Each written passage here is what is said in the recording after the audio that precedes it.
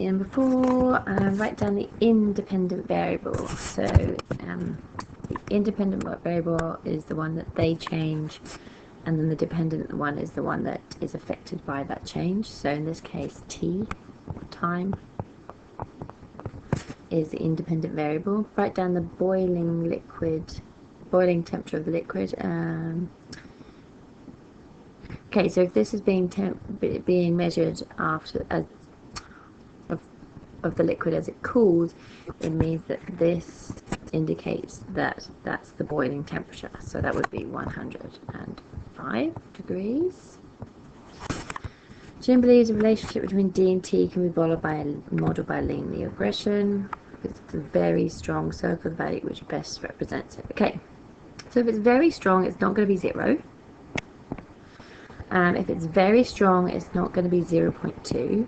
And it's not going to be negative 0.2. So we've got two choices that are sensible options. You now actually have to look at the question. What's happening to the temperature? Well, as time increases, the values of the temperature are decreasing. So even though we haven't seen the graph, we know that it's going to look something like that. So if we're talking about the correlation, it's going to be a negative correlation. As time increases, the temperature will decrease. Therefore, it has to be negative 0.992. Okay. Right. Okay, so this one here, Jim's model is uses model to predict the decrease in temperature for any 2-minute interval. Okay, so D is the actual temperature that it's going to be at. So that's 105 plus negative 2.24 multiplied by T. So if it's a 2-minute interval, the decrease is just going to be focusing on this part here.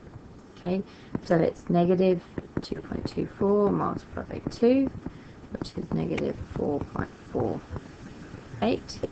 So in other words, the decrease is going to be 4.48 decrease. Alright, so fx is ax cubed plus bx. At x equals 0, the gradient of the curve is 3. Given that f minus 1, 7 is 1, find a and b. Alright, so let's focus on this part of the information first. So the gradient of the curve is 3 when x is 0. So we know that gradients are given by f dash x,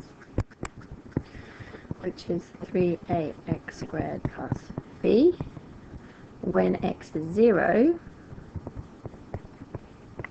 f dash x is 3. So 3 equals 3a multiplied by 0 squared plus b. So b is 3. So we found b straight away. Okay. So now we need to remember, what does this mean? Well, if the inverse of a function when x is 7, then y is 1. We know the inverses switch your x and y values. So from this information, we also know that f of 3, oops, not 3, where did I get 3 from? F of 1 has to be equal to 7. Okay, because remembering, inverse functions switch your x and y values. So f of 1 is equal to 7, then putting that in here, we know that 7 is equal to a 1 cubed plus b multiplied by 1. Remember, we just found that value there. So 7 equals a plus 3, so a is 4. Alright, so find h1. Okay, so this is just straightforward h. With h is fx multiplied by gx, then h1 is going to be f1 multiplied by g1, which in this case is f1, which is 2, multiplied by g1, which is 9. So that's 18. Nice. Okay, h dash indicates we're looking at a derivative. We have two things multiplied together. So lo and behold, we're going to use the product rule. Okay, so let's snip this. Oh, I chopped off Y, but you know that that's there.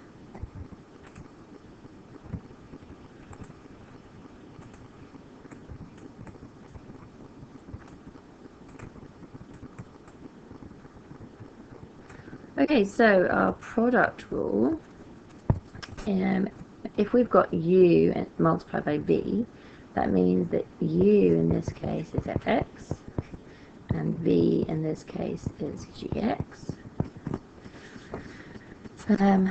That means that du dx would be represented by f dash x, and dv dx would be represented by g dash x. So changing this into using our function form notation, we would have the derivative as fx multiplied by g dash x plus gx multiplied by f dash x.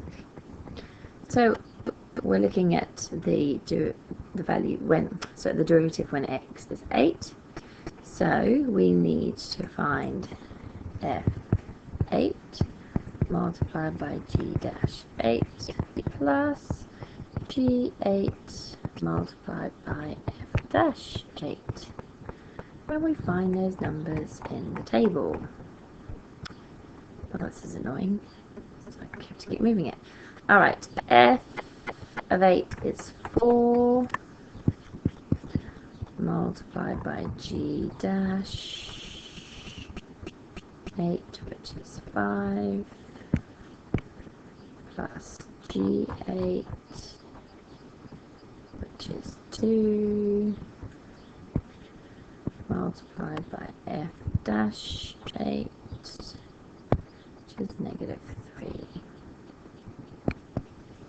So that's 20, that's negative 6, which gives 14.